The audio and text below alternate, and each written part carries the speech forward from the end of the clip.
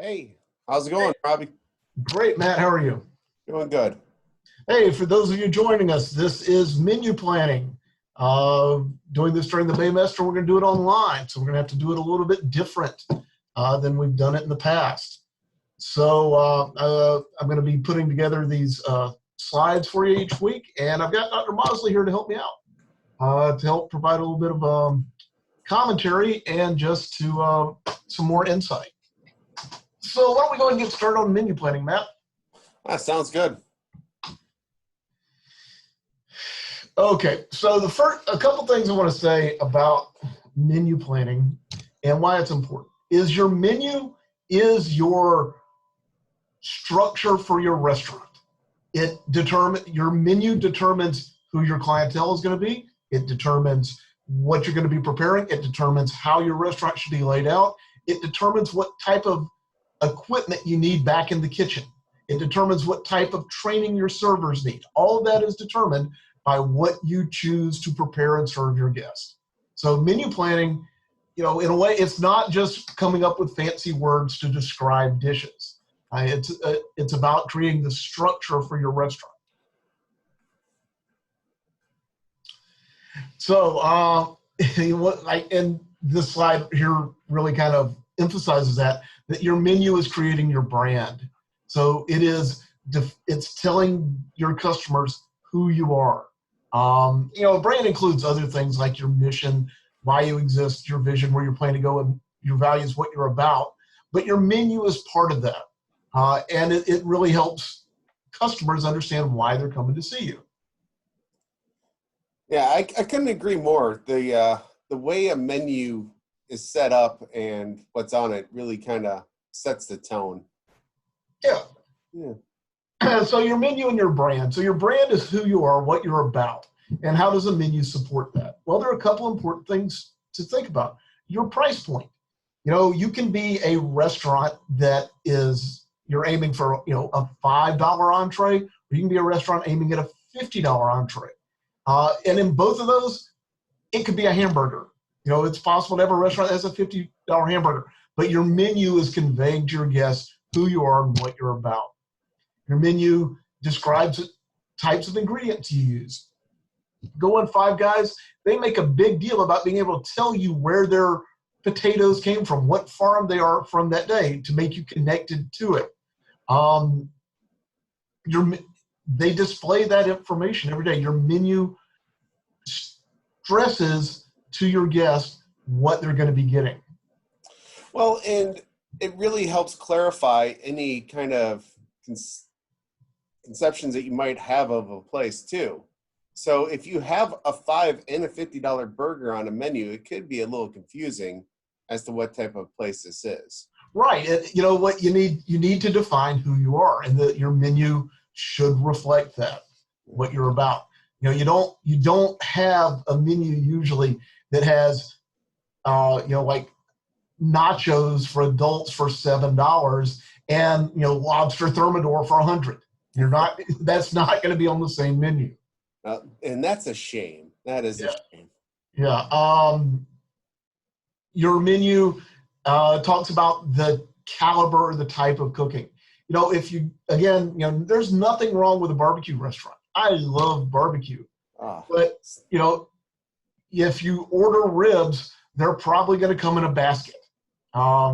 It tells you the type, your menu describes the type of cooking, the level of cooking that's going to be on display. It's not that, cooking barbecue is easy, but it's very different than being a short order cook at a Waffle House or being a prep cook or a line cook at a fine dining restaurant. It's just, and your menu will spell that out for your guests. Your menu gives your overall feel for the place. And another thing to think about this idea of branded concept is that your menu items change, but your brand doesn't. And I'll give you a good example of this. The Golden Corral. Golden Corral used to be a steak restaurant. I did not know that. Yes, Golden Corral started out as a steak restaurant. The corral was for the cows. And so, and this was in the 70s and 80s when the business started. But around 1990, the way that beef was graded changed. And as a result of that, the inexpensive beef that they used to base their brand around really disappeared from the market. And so they had to change, they had to come up with a new way to make money. And so they couldn't sell the cheap steaks anymore. So their menu items changed. They created the buffet concept, but the brand stayed the same. And that stuff tends to keep happening throughout time. 10 years ago, a skirt steak was a throwaway cut of meat that only certain people knew about. And now you're paying almost the same prices as sirloin for it. So. Oh, yeah, even more than that. When I started in this industry, chicken wings were 12 cents a pound because you only used them to make stock. You threw them away otherwise. There's a lot of lost buffalo wings there. Yeah. The other things to think about is that you're trying to appeal to a market. So this is like basic marketing. And your brand is you're going to be the best at what you do. You're not for everybody, but whatever your target market is, whoever that group of people that you're going after, you're going to be the best at serving their needs. And your menu reflects that. And so you want your brand and your menu that's going to appeal to that target market. I read something really interesting that said 4 out of 5 millennials have never had a Big Mac. Really? Yeah. I'm not going to lie. That's a little surprising. Yeah, they've never had a Big Mac. So that right there is like that brand is not appealing. If their target market is under, say, 25 years old, they are not appealing to them at all. And there's something that needs to change. Yeah. Go ahead, Matt. No, it's all right. But the target market thing, what I was going to say is that Dr. Robertson's absolutely correct that you need a focus. You can be okay at a lot of things, but you're probably not going to be great at any one thing if you spread your menu too wide and too diverse. You want to be known for something. Yeah, you need to have that item where people are like, yes, that's what we want. Well, and the good the example that I kind of beat to death of that is Red Lobster. That if Red Lobster, the menu item you're most well known for in a seafood restaurant is your biscuit, you've done something wrong, and you've missed your market somehow. And honestly, the Cheddar Bay biscuits, which I know by name, is the first thing that came to mind when you said Red Lobster. Yeah, you're absolutely right. But see, that's the problem. They're known for their biscuits, not for their seafood. Well, in Chili's, they used to be known for their baby back ribs, but I wonder if we ask the students today, what is Chili's known for? They might not even realize that was such a huge focal point 20 years ago. Yeah, I think that the whole Chili's, Applebee's, Ruby Tuesday, that whole set of restaurants is not relevant to a youth market today at all. No, it got too muddled. And that's one of the dangers of going away from, like, you have a specialty, something that you're known for, to where it's like, well, you're just the same as everybody else. All of a sudden, you're no longer the top pick. You're just I guess this place isn't as busy as the others. Yeah, any successful restaurant should have something that defines them, that they're and I say they're the best at, but the best could be, well, I know what I'm going to get, or I know it's going to be fast. Those are ways of measuring the best, because there are times when I'm in a hurry. It's like, well, I need something fast.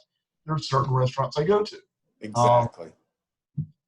So, your menu, you need to understand who your target market is, which is this is the group of people that you're trying to appeal to. And there are some different ways that we can define this. So there's what's called demographics, and then there's what's called psychographics. And psychographics. Yeah, man. That sounds like my first. No, never mind. So demographics. What's in a demographic? A demographic, the way I always think of it, is something that you can use numbers to describe. So, like age, I can say our target market is between 18 and 25, or between 50 and 65. So that's a demographic because it's a number something you can put a number to. Yeah. Is my target market marital status can be one of the characteristics. So certain restaurants are family friendly, and so this is a restaurant for people with kids. Chuck E. Cheese. Chuck E. Cheese. And it's funny to me, like when Chuck E. Cheese is defining their menu, one of the things that Chuck E. Cheese always has is beer and wine, because after you're in there for an hour or two, you need a drink. I wonder why. I don't know why, with being surrounded by kids, you would need to have a drink. Now, Matt, did you ever go to a Friendly's? A Friendly's? Yeah. There was one that was opening up when I left West Lafayette. So, yeah, I visited one. Well, it's funny, the marital status thing. I took my daughter to Friendly's when she was about 10 years old, and she was not impressed. And she said, "This restaurant looks like a place where single dads eat on Christmas." That, you see, and that right there tells you that you probably missed your mark unless you were going after the single dads who are going to eat there by themselves on Christmas. Yeah. That's never a good thing. Yeah. So the demographics, housing type and housing size. How big is your household? Are you is it dual income, no kids? Which are in demographics referred to as DINKs, dual income, no kid, DINK. That's a super attractive market because thank you. Yeah, if you have two adults earning adult salaries. Yeah, there we go. Trying to find the word. They're going to have more money to spend on items like good meals. So that's a restaurant. You don't need to be kid friendly. You're not going to have a chicken finger pizza menu for kids in that kind of restaurant. You may have a few items just in case somebody, because there's always people who are going to bring children to places that are not kid friendly. So you're going to want to have a backup items, but you're not going to be sitting there developing an entire menu around making sure kids are happy too. Gender, some places appeal more to women, or some places appeal more to men. Just generally, and not that they're forbidden for one to go into or not. But I can tell you when we go to Gary Lee's meat market and get barbecue, it's the rare lady that's in there eating by herself. Yeah, it's almost never that there's a lady there by herself. Somebody's dragged her there. But Gary Lee's is amazing. It's a very masculine type place. Buffalo Wild Wings is another good example of, if you look at the demographics, especially when there's a sporting event going on, of male versus females. But then there's the olive oil store on St. Simon's Island, which does tasting menus and wine. And I have been in there with my wife, and I've never been in there without my wife. I have never been there, so yeah, I guess I'll just not tell my wife. It's okay. Yeah. Race and ethnicity, and it's kind of funny, but I'd say in a restaurant, this is one of the few places where there is a clear accepted ethnic divide. We have ethnic restaurants. When you live in places that have large ethnic populations, you get some fantastic restaurants that cater to those populations. Yeah, it would be nice to have a real, actual Chinese restaurant here instead of the American Chinese. Well, we would need some real, actual Chinese people here, probably. Yeah, that's so true. But those things they become Chinese, by the way. I'm just yeah. Well, my wife's Taiwanese, so yeah, I noticed. I never knew there was a difference, but even here in this area, we got a Korean restaurant, and it's called Korean restaurant. So, because that way people know exactly what it's about. And if you go somewhere where there's multiple, you're going to recognize what a Korean restaurant is versus a non because of the name, because you're more familiar with it. And I wonder about that place, because part of this, like the demographic study is going out there and looking and trying to identify a population. So is there either enough adventurous people who will seek out Korean food here, or is there a Korean population here that I'm just not aware of? I think it might be the fact that we have enough tourists that come from places that would have Korean restaurants. Oh, good point. So That's tourism as a tourists as a demographic would be more adventurous or would look for things like Korean food. yeah. And then of course we got our educational levels. Why does that matter? The more you're exposed to, the more different things you like. Yeah, I am going to be the first to admit that I did not try authentic Chinese or Korean or Japanese food until my master's degree. When I finally moved somewhere that had those options. Yeah. Yeah. And I mean, as Dr. Robertson can tell you, I will take down some dim sum bibimbap like nobody else. So yeah. That's cool. But it's one of those things you have to be exposed to it. Yeah. Dulsat, but yeah, occupations and income. I mean, that goes with the dual income, right? Yeah. Again, people with more money, one of the ways that people treat themselves to feel like they've accomplished something in life, what do you do when you want to celebrate? You go out to eat, and so celebratory meals at an income level, that's an important way that people spend money, and you want to appeal to the market wherever you are. That makes sense. And occupations also. There's there are places that appeal to working men. Probably going to have a menu that's for lunch that's fast and stresses volume. If you have people who are doing physical jobs. Well, I mean, you go by your Golden Corrals and your Good Times, buffet during lunch, and their parking lots are going to be full because people can go in, eat quickly. A lot of contractor trucks out there. Yeah, right. They're busy. They don't have time to sit down and wait 15 to 20 minutes for the food to come to them.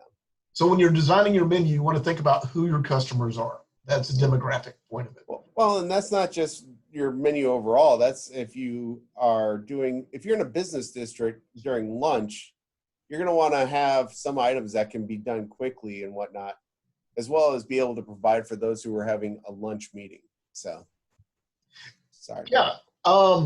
Another example of that is in a lot of big city and downtown hotels, their menus during the week are designed to appeal to businessmen who are downtown during the week, doing business. They need to get in and out and quickly, and they're on expense accounts. And on the weekends, it's very common for them to have romance packages and meals for two, because those downtown city hotels that are not being used on the weekend by businessmen, they market themselves to couples for romantic getaways. So they create a different menu for a different demographic. Yeah.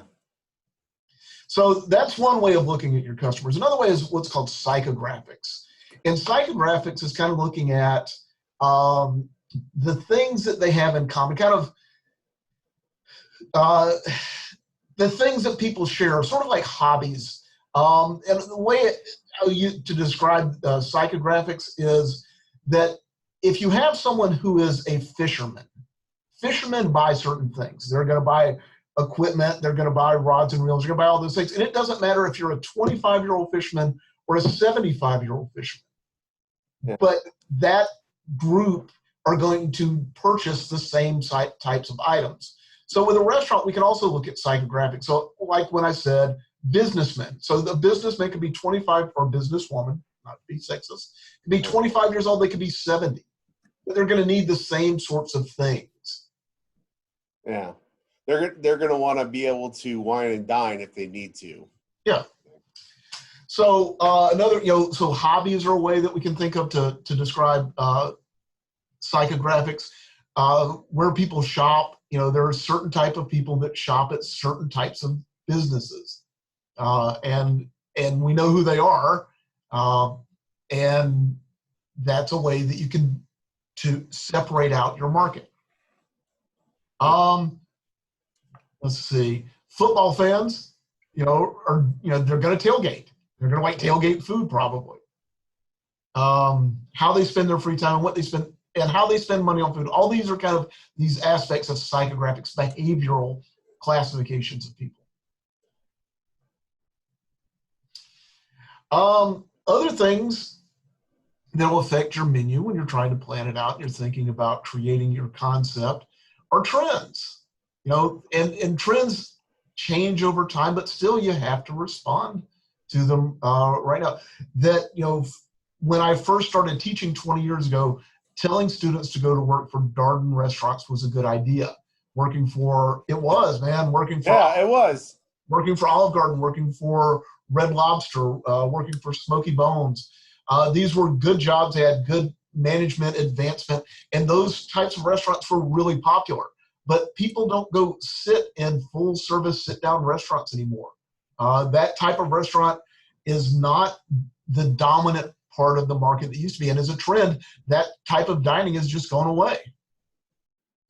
Yeah, and as that's gone away, the trend has gone elsewhere. So it's important for you to sit there and kind of read the writing on the wall. If you don't, and you stay the same model, if I go into an Olive Garden today, I haven't been in one in 20 years, it's probably going to be pretty similar to what it was back then, which explains why they're going the way they're going. And but it's the same people eating there that were eating there, but now that group is 20 years older. Yeah. So, does the target market value a trend? So a trend, things like locally grown or locally sourced food, this has become almost universal and is very popular in food. Oh, we get our food from within 50 miles. We support local farmers. We use things that were, grown at this local farm, our ingredients on our menu. That's an example of a trend that people respond to.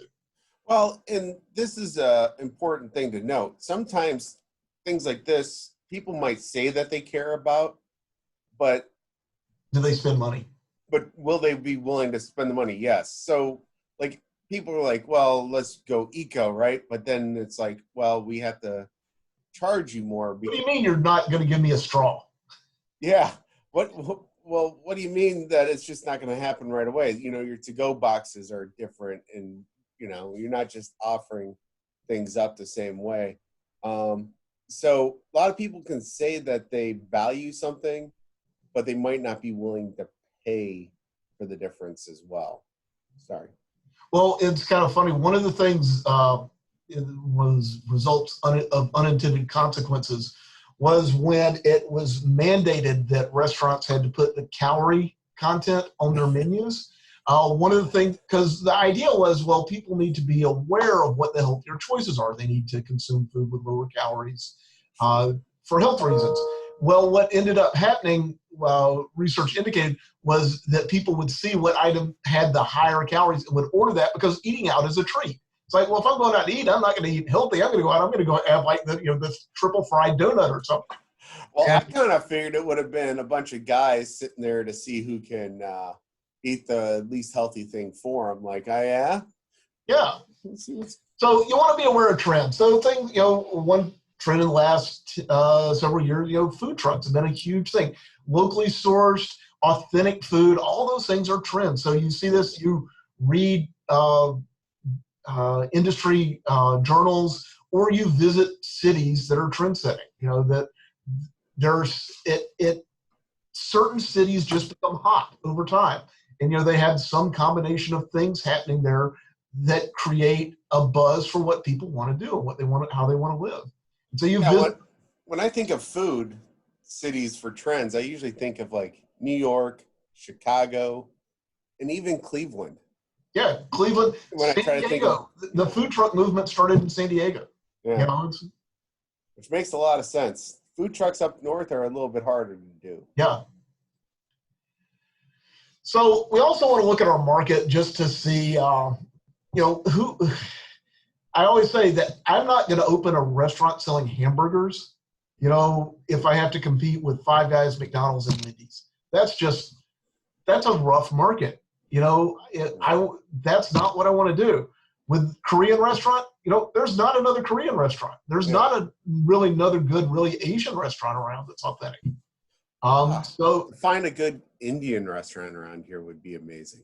Yeah. So look at your market. Whatever you're going to do. If you're going to be a caterer, specialize. Find something, be the vegan caterer, be the locally sourced caterer, be the funky caterer. But, look at your competitors and find a niche market that you can fill out. Use your demographics, use your psychographics studies. You can go to places like the U.S. Census, uscensus.gov, and your demographic information for your community is available for free. Yeah. And so, what you want to do is you want to seek out a market where it's not saturated. You want to find a field that is easier to attack. Well, and you mentioned the demographic stuff. It's also probably important to visit your local CVB, your Convention and Visitors Bureau. Right. Because they'll have the data on the demographics of the people coming in to visit in the area. So just because your demographics locally might not fit a certain thing right then, the people coming in to visit, such as here with such a high tourist drive, it can help shape the direction that you're going to go in. You're absolutely right, because especially here locally, is your restaurant, are you going to appeal to locals, which is one type of restaurant, or are you going to appeal to tourists? And that'll be a very different type of restaurant. Yeah. And it's not saying that the locals won't come around to you. So Right. But whoever your primary market is, you need to appeal to them. Yeah. Okay. You want to do a feasibility study, which it kind of combines all this, but this looks at, okay, this is who my market is, and this is the types of things they like to buy, and this is the people that are already in that market that I'll have to compete against. Does it make sense, or should I look elsewhere? Because this gives you an idea of how likely you are to succeed. Well, exactly. And you mentioned hamburgers, but in this area, we have an embarrassment of riches of barbecue places. Yes, very good barbecue. So if you're going to try to come in and you're just like, well, I'm pretty good at doing barbecue. Well, so what? What's your angle? So right here, I don't think we have a good Texas barbecue place, a place that focuses on that style, right? So you might want to go with a different angle from everybody else. Well, let's look at the successful barbecue restaurants in the community. Yeah. You've got Willie Jules, which their market is interstate. They're right out by the interstate, so that's a very different market. You've got Gary Lee's. What's that? Yep. I was gonna say Sonny's Barbecue. Sonny's, that's a chain. Looking for a chain. Yep. You've got Southern Soul on the island. That's going to appeal to people those are island people. That is a very different demographic. Yep. You never leave the island, and tourists. You got Twin Oaks. You got Twin Oaks, which is the local authentic flavor. Mm-hmm. That's gonna people who want to go old school and have a taste of the local style. Yeah, and as you mentioned, Gary Lee's, which is almost, if you didn't know about it because it's so far out of the way, but it's quite a busy place. So it is much more local, but it's more of those who are in the know and willing. It's like a magnet restaurant. So those all have very different concepts and are successful, but because they're going after different markets. Yeah. So some things that are important to think about when you're laying out a menu: your skill level of your staff, because I've taught culinary arts for a long time, and one of the things I figured out pretty early on is I could write a great menu, but if the students couldn't cook it, it's nothing. And so you want to have a menu that reflects the skill level of your staff. What do they know how to do? I'm not going to put a souffle on a menu if I can't guarantee that I can get an item from the kitchen to the table in 4 minutes. And I mean 4 minutes from the moment it's ready till it's in front of the guests. And if I can't have, you don't want it to be to fall already. And I mean, it's like if I can't do that, there's no point in having it on the menu. Well, exactly. And having the employees that are cognizant that, okay, if I have all these things on the ticket, the souffle needs to come up last and be ready, because as soon as it's ready, it needs to go right out to the table. So, and also equipment and space limitations. I can make French fries in a pot on a stove, but if I'm going to have French fries on my menu, I need a fryer. And if I don't have a fryer, I really shouldn't put French fries on the menu. No. Product availability. Can you get certain things where you are? I'll give you a good example that's in the news right now. Wendy's. 1 in 5 restaurants not able to serve hamburgers. Why? Matt? It's a beef shortage right now with the COVID-19 going on. A lot of meat plants are closed down. Now, Wendy's is known for serving fresh, never frozen. Right, and that makes them more subject to fluctuations in the supply chain. Yeah, and because they're not willing, which is a testament to them, to deviate from their fresh, never frozen model. Yeah, that's their menu concept. Yep. And that's part of it too, is that they are sticking to their guns. Now, if they had sat there and went, well, you know what, we can pull a McDonald's this time, right? It kind of goes against their mission statement, their ethos a little bit. Yeah. So. And that is in the definition of their menu. That fresh, not frozen is what their menu is about. Yeah. I'll have to give it to them. So. Yeah. And then the just workflow across stations is when you have a kitchen, you have your saute station, you have your broiler station, you have your fryer station, is that you need to design a menu that utilizes all of your equipment and utilizes it in a balanced manner. You don't want everything coming off the broiler and that guy just getting hammered and your fry cook is sitting there doing nothing, just hitting on a waitress. And that's also important about designing your kitchen. I know this class isn't necessarily about that, but Robbie and I have worked in a kitchen where it looked like somebody just took a magazine full of equipment and went, you know what? All this is going to work, and we're just going to throw it randomly. Yeah. And it was a disaster. And it's still set up that way last time I talked to the people. And it's just, and it creates frustration and it creates morale problems too, because no matter. Here's your fryer, but the fry basket's only the size of a quarter of milk. That's like. Yeah. Good luck. It's Fish Fry Friday, so. Oh, the availability and the workflow. That's huge in getting things fresh and creating. Just so that one person isn't getting hammered in the kitchen. Yeah. That you're making the most of your labor. Yeah. So who's involved? Who kind of do you think about when you're designing your menu? Well, the owners and investors, because the reason the business exists, you need to make money, so you need to design a menu that makes money. That's a lot of people are like, oh, I'm going to open a restaurant because my grandmother's a great cook and have all these recipes. That's great. Will those recipes make money? Your managers and your employees, what do they want from a menu? They want a menu that makes sense, that is easy to cook. As a line cook, don't give me a menu item that has to be put on the grill and then finished under the salamander and then topped. That too many steps. I want something that can do efficiently with the equipment I have. The customers want what they want to eat at a price that they can afford. And when you design your menu, you should talk to all these people so that all these things have to be met. Yeah.